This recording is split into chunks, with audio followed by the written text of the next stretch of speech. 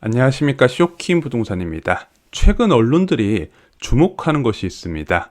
여러분들 다 아시죠? 부동산 관련 소식 다 이런 내용으로 도배되고 있습니다. 바로 차기 정부의 부동산 규제 완화 가능성에 따른 시장 흐름 반전 부분이요. 자, 그런데 진짜 심각한 악재는 부동산 뉴스에서 보이고 있지 않습니다. 오늘은 이 내용을 좀 정리를 드리고자 합니다. 영상 전에 구독 부탁드리겠습니다.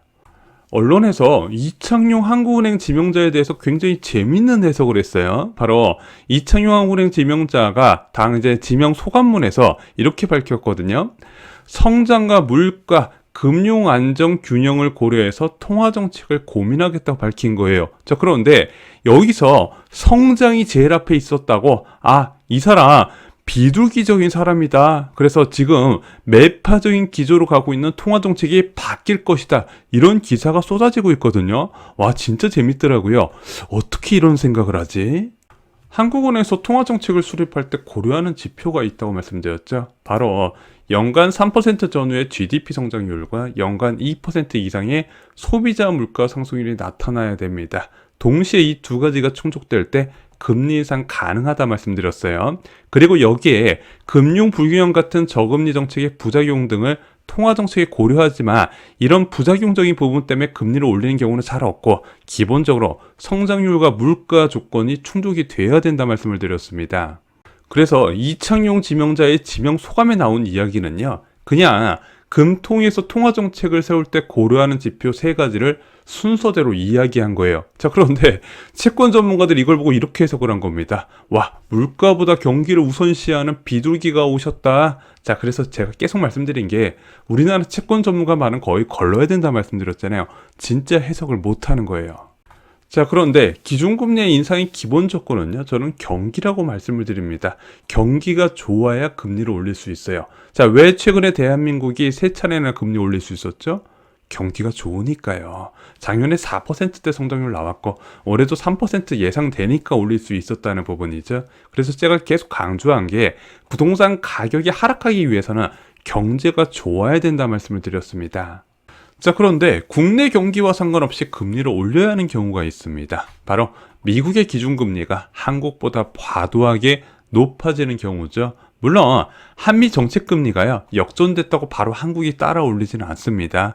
미국이 한국보다 더 높게 유지되는 수준이 있어요. 자, 그런데 그것이 허용되는 범위가 있다는 겁니다. 바로 최대 0.75%포인트까지는 가능하다는 거예요. 예를 들어 한국의 기준금리가 1%고 미국의 기준금리가 2%면 이거는 허용이 안 되는 거예요. 한국이 1.25%까지 맞춰줘야 된다는 거죠. 자, 왜냐하면 한국 같은 신흥국이 가장 우려해야 하는 것은요, 바로 한국에 들어오는 투자자본이 일시에 빠져나가는 자본 유출 상황이라는 거죠. 한국에서 매수한 자산을 매도해요. 주식이든 채권이든 부동산이든. 그러면은 원화가 생기잖아요. 이 원화를 달러로 환전을 하게 됩니다. 그리고 나서 국내에서 빠져나가는 부분이에요. 그런데 이렇게 일시에 빠져나가 버리잖아요. 국내 유동성 위기가 확산됩니다. 그래서 미국 금리 인상 기조에 발맞추어서 자본 유출 방지에 나설 수밖에 없다는 거예요. 그래서 실제 금통위 통방문을 살펴보잖아요. 이런 내용이 되어 있습니다. 앞으로 통화 정책의 완화 정도를 적절히 조절해 나갈 것인데, 금리 올린다는 얘기인데, 이 과정에서 완화 정도의 추가 조정 시기는요, 코로나19의 전개 상황, 금융 불균형 누적 위험, 기준금리의 파급 효과, 그리고 주요국의 통화 정책 변화를 체크해서 판단해 나갈 것이라고 이야기했습니다. 이것은 어떤 내용이다? 주요국 미국의 금리 인상 조건이 대한민국의 중요한 통화정책 조정 변수 중 하나라는 거죠. 자, 쇼킹 부동산은 그동안 이렇게 이 말씀을 드렸습니다. 내년부터 미국 금리 인상에 따른 영향을 받게 된다고. 그래서 대한민국은 기준금리가 1.75% 또는 2%에서 더 올리고 싶진 않겠지만 미국이 올라가면서 어쩔 수 없이 따라 올라가는 현상이 내년에 일어날 거라고 말씀을 드렸거든요. 지금까지 말씀드렸던 금리 인상 전망은요, 2022년에 2%였거든요. 미국이 남은 FOMC 6차례 금리를 다 올리면 2%가 되고 대한민국도 그 수준이 될 거라고 보고 있습니다. 왜? 한국도 지금 물가 불안이 심하니까 2%까지 올릴 수 있다고 보는 거예요. 그리고 내년에 미국에서 금리를 한 4차례에서 5차례 정도 더 올리면서 3.25%까지 올리면 대한민국이 2.5%까지 올릴 수 있다는 게 현재 전망 가능한 시나리오였습니다. 미국 금리 인상 전망은 골드만삭스의 전망을 저희가 자주 말씀을 드렸었죠. 그러면은 대한민국도 내년에 정말로 높은 수준 2014년 수준의 금리까지 올라갈 것이다. 지난 영상에서 말씀을 드렸습니다. 자, 그런데 3월 24일부터 분위기가 달라지기 시작합니다. 자, 에반스 시카고 연은 총재가요, 5월 FOMC에서 0.5%포인트 금리 인상 결정과 자산 축소 시작이 적절하다고 이야기를 해요. 그리고 같은 날 메스터 클리브랜드 연은 총재도요, 상반기에 2회 0.5%포인트 금리 인상을 고려해야 된다고 밝힌 겁니다. 자, 그럼 다음 날에도요, 0.5%포인트 금리 인상 주장은 더욱더 힘을 받습니다.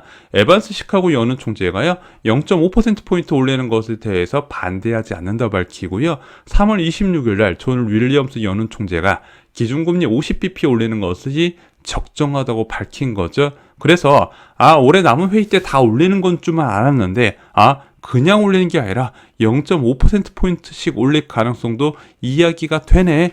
이런 힘이 점점 힘을 받는다는 부분이죠. 왜? 지금 물가 상승률은 7%대 여기서 더 올라갈 가능성도 있어요. 자, 그런데 여전히 기준금리는 제로금리 수준이다 보니까 과감하게 올릴 필요성이 제기를 받고 있다는 거죠. 결국 올해 7차례 0.25% 인상은 힘을 잃고요, 최대한 빨리 중립금리 이상으로 올려서 인플레이션을 잡아야 한다는 주장이 힘을 받고 있다는 겁니다. 자, 시티그룹은요, 금리 인상 전망을 다시 발표했습니다. 올해 4번의 FOMC에서 5월, 6월, 7월, 9월에 연속적인 비스텝을 단행을 합니다. 0.5%포인트씩 올린다는 얘기죠. 그리고 때에 따라서는 0.75%포인트도 가능하다고 밝혔습니다. 또한 남은 2번의 FOMC 회의에서는 0.25%를 올리면서 연말 기준금리가 3%에 도달한다고 전망을 한 거죠. 현재 이것이 충분히 가능할 것으로 보여지고 있습니다. 자, 왜냐면요, 과거의 물가 불안 상황에서 미국 금리 결정은요, 이렇게 과격하게 이루어졌던 전례가 굉장히 많이 있다는 부분이에요.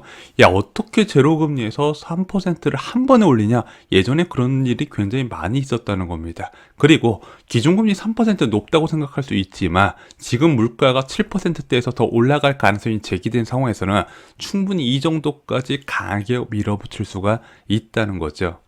자, 그에 따라서 한국 연말 금리 전망도 이제 달라질 때가 됐습니다. 당초 전망은 1.75%에서 2%를 봤어요. 개인적으로는 2%까지 올라갈 거라고 봤습니다. 그래서 1월달, 4월달, 7월달, 10월달에 금리를 올릴 줄 알았는데 여기서 한 차례 더 이상 2.25%까지 봐야 된다는 부분이죠.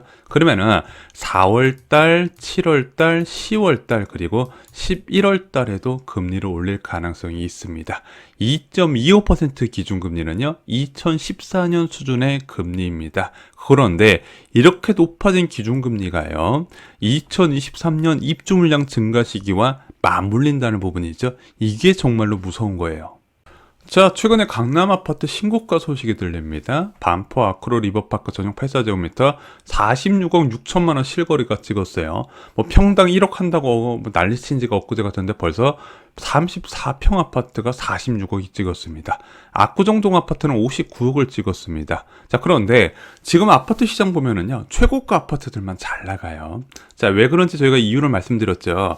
낮은 예금금리 때문에 자산가들의 돈이 이쪽으로 몰리고 있는 겁니다. 그래서 지금 꼬마 빌딩 시장도 생각보다 침체가 안 되고 있고요. 그리고 이런 초고가 아파트 시장이 잘 나가고 있는 거예요. 왜? 자산가 입장에선 저금리라는 거죠. 그래서 이것이 아파트 시장에 생각보다 많은 매물이 나오지 않는 것과 같은 역할에 있습니다. 자, 그런데 이거는 제가 말씀드렸죠. 예금금리가 오르면 없어질 일, 대출금리는 수요를 의미하고 예금금리는 공급을 의미합니다. 자, 그런데 진짜 아파트 가격이 하락하기 위해선 공급이 늘어나야 된다 말씀드렸죠. 진짜 하락은 예금금리가 본격적으로 상승했던 연말 정도가 되면 나타날 거라고 말씀드렸습니다. 그리고 그 강도가 훨씬 강해질 거란 거를 오늘 영상에서 다시 한번 정리를 해드렸습니다. 내년에 부동산 시장에 악재가 다 몰려있다 말씀드렸는데 그 악재가 점점 커지는 모습 모양새가 나타나고 있습니다. 자, 내년에 부동산 가격 하락할 때 절대 고소하다고 쳐다만 보시면 안 됩니다.